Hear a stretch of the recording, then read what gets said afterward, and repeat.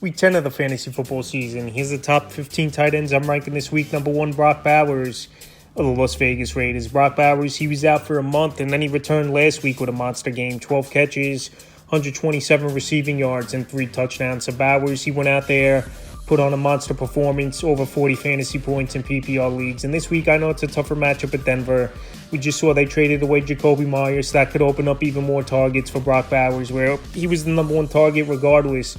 But the main thing is he looked healthy. He could run all the routes, and him and Geno were locked in. So this week, I think Bowers could be the top tight end once again. Number 2, Trey McBride of the Arizona Cardinals. Trey McBride, he's been way better with Jacoby Brissett in there in the lineup, where he's got 5 touchdowns on the season, where last season it took him all the way to the last couple games of the season to find the end zone. So McBride, he can run all the routes, break a lot of tackles, good yard after catch tight end. And this week in the matchup at Seattle, where they're most likely going to be chasing points, I like him once again to have a good game. Number 3, Sam Laporta of the Detroit Lions. So Laporta, over the last month, he's really starting to get things going. And in last week's ball game, he had a monster game, 6 catches, 97 yards, and found the end zone. So this week, a good matchup with the Commanders. Their defense hasn't been good, and now with Marshawn Lattimore out, that's another good defender out of the lineup, tearing the ACL. So Laporta, we know he's a big-time tight end.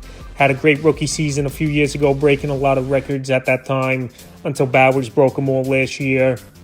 And right now, he's the number 2 target easily in the passing game behind St. Brown. Number 4, Tyler Warren of the Indianapolis Colts. So Tyler Warren definitely hitting a rookie wall a little bit. The last couple of weeks, his numbers have dropped off, and teams are really game planning for Warren, where we've seen guys like Alec Pierce and Josh Downs get more targets for that reason over the last couple of weeks. But this week, a good matchup.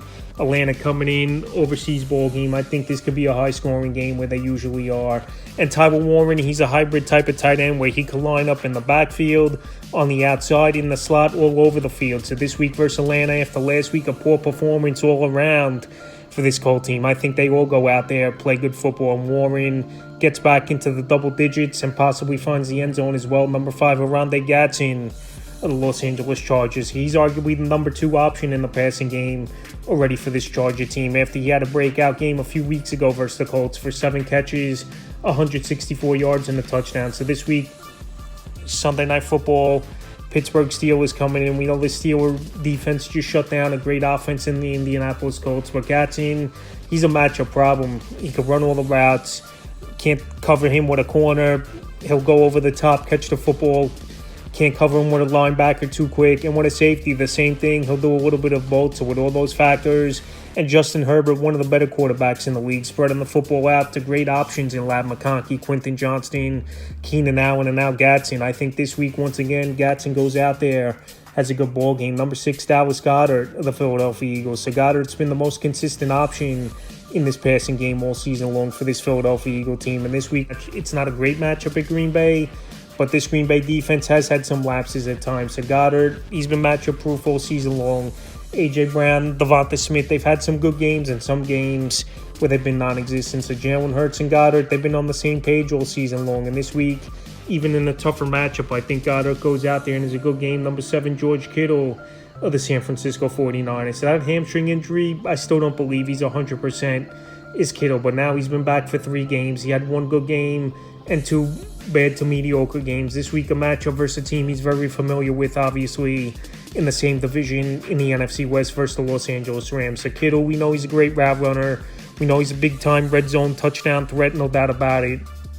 But like I said, this season, some tight ends have overpassed him this year. And also as well, I still don't believe he's 100% with that hamstring. Number 8, Dalton Kincaid of the Buffalo Bills. So Kincaid, he's been an up-and-down tight end all season long. But arguably as well, he's possibly that number 1 or 2 option in this offense for this Buffalo Bill team. So this week, a slam dunk matchup at the Miami Dolphins, a defense that can't stop anyone. We saw Mark Andrews score 2 touchdowns last week versus defense, and we saw the backup tight end Colaire score a touchdown as well. So Kincaid, after coming off a game over 100 yards in the end zone last week, it was for Kincaid with a big ball game versus the Chiefs. I think this week in Miami, once again, he has a good showing. Number 9, Harold Fanning Jr.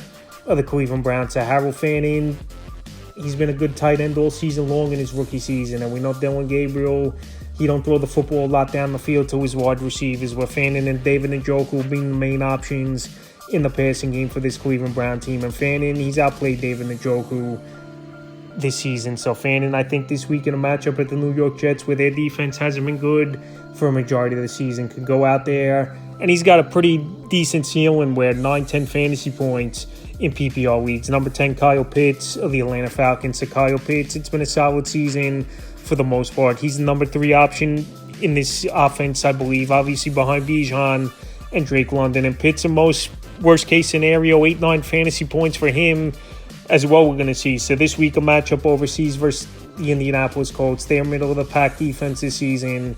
And Kyle Pitts, he's a tight end that could be a matchup problem. He could line up on the outside, could line up in the slot as well as Kyle Pitts, and with defenses not really paying attention to him, where Bijan's the main focus, and Drake London, especially this week versus the Colts, I think he could go out there, have a decent ball game. Once again, number 11, K. Otton of the Tampa Bay Buccaneers. So K. Otton, he's been a main target in this offense now over the last month, where a lot of injuries they've dealt with. Obviously, it's this Tampa Bay Buc team. We know Mike Evans, he's still going to be out multiple weeks with the collarbone injury. And Chris Godwin, even if he does return in this ball game, I don't think he's going to be 100% as well. So Otton, a big target, especially in the red zone. Good yard after catch tight end, physical tight end as well. And this week in a matchup where it's going to be a tough one, no doubt about it, with New England coming in and their physical defense, I think Otton still could go out there, have a good game, and especially if Chris Godwin is out in this one. Number 12, Mark Andrews of the Baltimore Ravens. Andrews, he found the end zone twice in last week's game. The only thing with Andrews, I think he's more of a touchdown-dependent tight end than anything. Last season, he got off to the slow start as well and still finished with 11 touchdowns. So this week, a decent matchup at the Minnesota Vikings. We saw Laporta go out there over 90 yards and found the end zone versus them last week. And Andrews, he's still the number 2 target in this passing game behind Zay Flowers. The only thing, he's not getting a ton of targets as Andrews, but still a big red zone and touchdown threat for this Baltimore Raven team. Number 13, Colston Loveland of the Chicago Bears. He finally had his coming out party with Colston Loveland, including a big 58-yard touchdown, breaking a few tackles and getting to the end zone at the end of that one in Cincinnati. So Loveland, he was the 10th overall pick in the NFL draft. He went over Tyler Warren.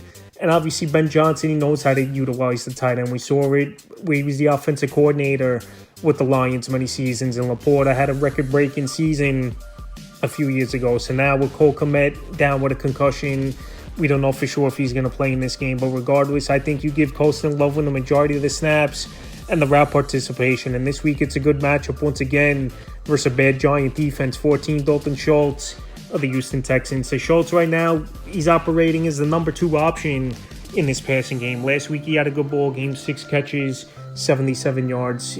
We'll see if CJ Stroud could give it a go, but I don't think he is with the concussion in this ball game suffered last week. And Davis Mills, he's more of a traditional in the pocket quarterback as well, where Stroud at times, he likes to roam and get out of the pocket and make things happen throwing the football, even though he's not a big runner of the football. But like I said, Dalton Schultz, he's been solid over the last few weeks. Nico Collins, the only other guy who's really a consistent option, obviously week in and week out. And Schultz, he's a tight end that he could be a matchup problem as well for safeties and linebackers. And the 15th and final tight end I'm ranking is David Njoku of the Cleveland Browns. He's taking a little bit of a backseat in this offense, is David Njoku. And this week, it's a decent matchup at the New York Jets, where their defense has had trouble all season long, and their linebacking crew really isn't all that great, in my opinion. So Njoku, like I said, he's taking a backseat to Harold Fannin Jr. Fannin's having a good season, but I still think Njoku could go out there and be a decent option for fantasy owners. That's the top 15 tight ends I'm ranking for week 10 of the fantasy football season.